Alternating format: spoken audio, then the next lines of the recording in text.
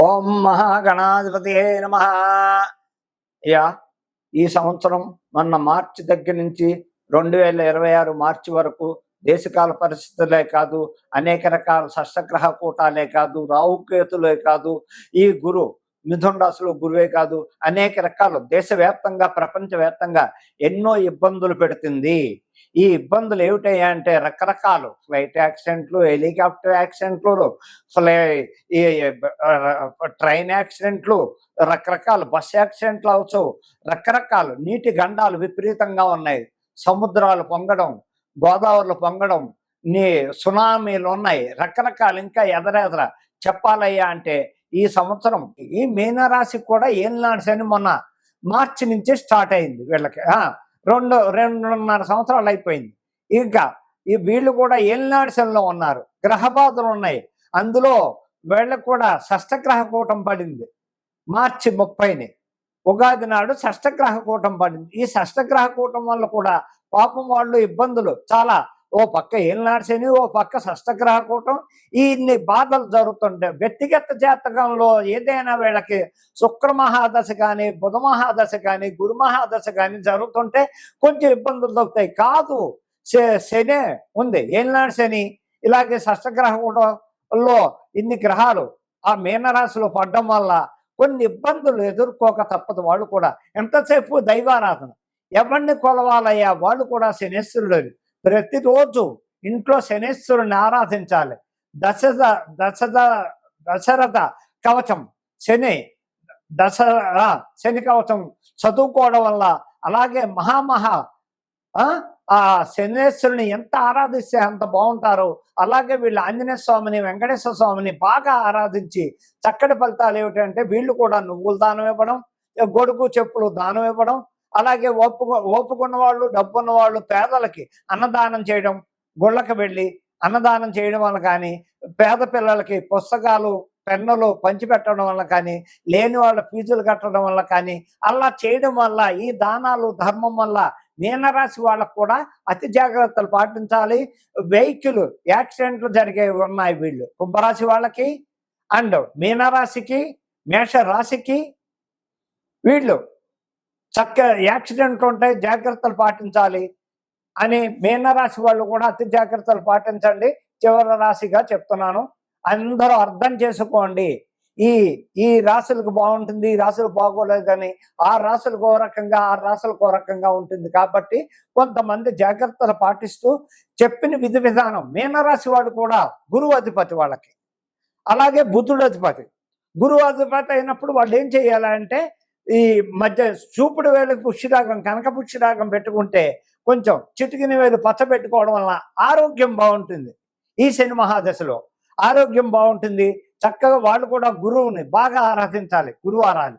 అలాగే బుధవారాలు వినాయకుడిని ఆరాధిస్తే వీళ్ళ ఆయురారోగ్యాలతో సంతోషంగా ఉద్యోగాల్లో బాగుంటారు, విదేశాల్లో బాగుంటారు, ఎక్కడున్న వీళ్ళకి ఆయురారోగ్యాలతో బాగుంటారు అని చెప్పి చివరి రాశిగా 12 ద్వాదశ రాశులకి చెప్పడం మార్గం. విధి విధానాలు పాటించండి, అర్థం చేసుకోండి. ఇప్పుడు దేశకాల పరిస్థితులు ఎలాగా ఉన్నాయా అంటే దేశంలో అరాచకాలు ఎక్కువైపోయాయి. ప్రపంచవ్యాప్తంగా అరాచకాలు, యాక్సిడెంట్లు, ప్రతిదీ నీటి గండాలు, యాత్రలకు వెళ్ళిన వాళ్ళు తిరిగి సగం మంది తిరిగి రాకపోవడం, ఎక్కడ చూసినా వరదలు, వర్షాలు విపరీతంగా ఉన్నాయి, సునామీలు ఉన్నాయి, నీటి గండాలు విపరీతంగా ఉన్నాయి. ఎందుకయ్యా అంటే రాహుకేతుల దోషం పడింది, షష్టగ్రహ కూటం ఎఫెక్ట్ బాగా ప్రపంచవ్యాప్తంగా. అలాగే ఆడవాళ్ళకి గండాలు ఎక్కువ ఉన్నాయి. ఆడవాళ్ళకి కిడ్నాపింగ్లు, రేప్ కేసులు, వివాహాలు అవుతే వివాహాలు అయిన వాళ్ళకి ప్రేమ వివాహాలు ఫెయిల్యూర్ అవ్వడం, 3 నాళ్ళ ముచ్చటే ఆడవాళ్ళకి ఎక్కువ ఉంది. ఈ సంవత్సరం అంతా ఆడవాళ్ళు అతి జాగ్రత్తలు తీసుకోవాలి. కేసులు ప్రతి చోట ఆడవాళ్ళు జైలుకి పెడతారు. ఆడవాళ్ళు జాగ్రత్తలు పాటించడం అంటే దైవారాధన చేసుకోవాలి. ఎవరయ్యా అంటే దుర్గమ్మ వారిని పట్టుకోండి. దుర్గమ్మ వారికి ప్రతి మంగళవారం రాహుకాలంలో దీపాలు పెట్టడం, నిమ్మకాయ టిప్పల్లో చక్కగా అర్చనలు చేయించుకోవడం, ముత్తైదువులు ఉంటే ప్రతి మంగళవారం ఓ జాకెట్ పీసో ముత్తైదు ఓపుకుంటే చీర జాకెట్ పెట్టడం, ఇలా చేసుకోవడం వల్ల కూడా దేశకాల పరిస్థితుల గురించి చెప్తున్నాను. ఇక రాజకీయ పరంగా చూస్తే రాజకీయ పరంగా చాలా అసహ్యంగా ఉంది ప్రపంచవ్యాప్తంగా. భారతదేశం అంతా ఆర్థిక ఇబ్బందుల్లో పడిపోతోంది. పడింది కూడా ఆర్థిక ఇబ్బందుల్లో. ప్రతి చోట ప్రతి స్టేట్లోనూ రాజకీయంగా చూస్తే పరిపాలనా విధానం ఎక్కడా బాగోలేదు. పరిపాలన చేసే విధి విధానాలు ఏ మంత్రి ప్రజలను పట్టించుకోవట్లేదు.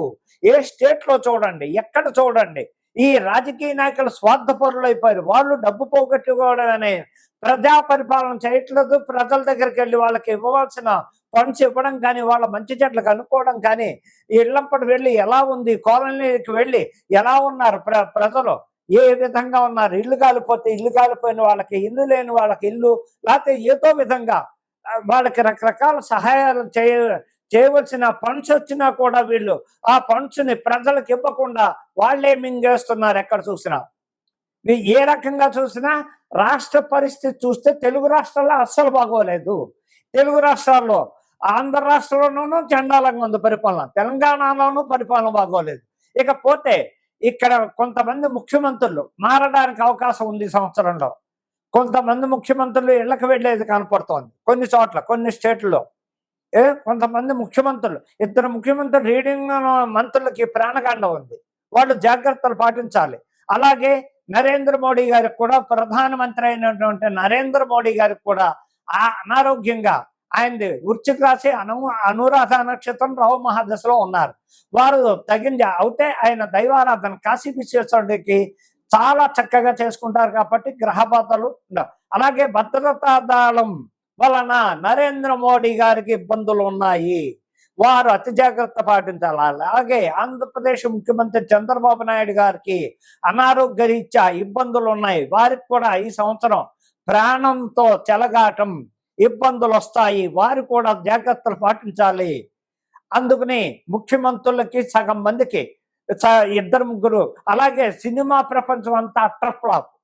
సినిమా రంగంలో ఉన్న వాళ్ళకి అతి కష్టాలు. సినిమా పెద్ద పెద్ద ప్రొడ్యూసర్లు అప్పులు పాలవడం, ఆత్మహత్యలు చేసుకోవడం. హీరోయిన్స్కి అతి కష్టాలు. ఇంక హీరోయిన్స్ ఉన్నారు, అతి కష్టాలు భరించాలి. వీళ్ళకు కూడా దినదినగండం 100 ఏళ్ల ఇష్యూ. సినిమా రంగం కూడా వచ్చే మార్చి వరకు అతి జాగ్రత్తలు పాటించండి. హీరోలకు ఇబ్బందులు ఉన్నాయి, ఈ హీరోయిన్లకు ఇబ్బందులు ఉన్నాయి. వారికి కూడా జైలుకి వెళ్ళాడు. ఈ డ్రగ్స్ విషయంలో కానీ, వీటిల్లో కానీ, ఎందులో అయినా కొంచెం ఇబ్బందులు వస్తూ జైలుకి వెళ్ళడం, జైలు పాలు అవడం జరుగుతూ ఉంటుంది. అలాగే రాజకీయ నాయకులు కూడా చాలా మంది మంత్రులు జైలుకి వెళ్ళడం ఇలాంటివి జరుగుతూ ఉంటాయి. అతి జాగ్రత్తలు పాటిస్తూ దైవారాధన చేసుకుంటూ ఉంటే కూడా దేశకాల పరిస్థితుల్లో చెప్పాలంటే మొట్టమొదటిసారిగా ఆడవాళ్ళందరూ జాగ్రత్త పాటించండి. కిడ్నాపింగ్లు ఉన్నాయి, రేప్ కేసులు ఉన్నాయి, ఇలాగే దొంగతనాల కేసులు ఉంటాయి, వీళ్ళ మీద మర్డర్ కేసులు ఉంటాయి. ఆడవాళ్ళు 80% జైలుకి వెళ్ళేది కాలం ఈ సంవత్సరం అంతా ఎక్కువగా కనపడుతుంది. కాబట్టి ఆడవాళ్ళంతా అర్థం చేసుకుని జాగ్రత్తలు పాటించండి. 3 రోజుల ముచ్చట్లోనే ప్రేమలో పడడం, వివాహాలు 3 ముచ్చట్లలోనే విడాకులు తీసేసుకోవడం, లేకపోతే ఒక ఆడదాన్ని ముగ్గురేసి పెళ్ళైన భర్త, ప్రియుడు, ఇంకొకడు, ఇలాగే పెళ్ళయ్యాక భర్తను చంపించేయడానికి, లేకపోతే ప్రియుడిని చంపించేయడానికి ఇన్నేక రకాల ఆడవాళ్ళ అరాచకాలు ఎక్కువైపోతున్నాయి. అతి జాగ్రత్తలు పాటించండి అమ్మా. మీకోసం, మీ మంచి కోరి చెప్తున్నాను.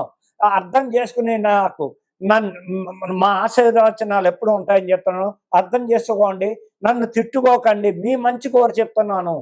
కోరి కష్టాలు కోరి తెచ్చుకోకండి. మహిళలందరూ అతి జాగ్రత్తలు పాటించండి. మాకు అక్క చెల్లెలతో సమానం, తల్లులతో సమానం అని విన్నవించుకుంటున్నా.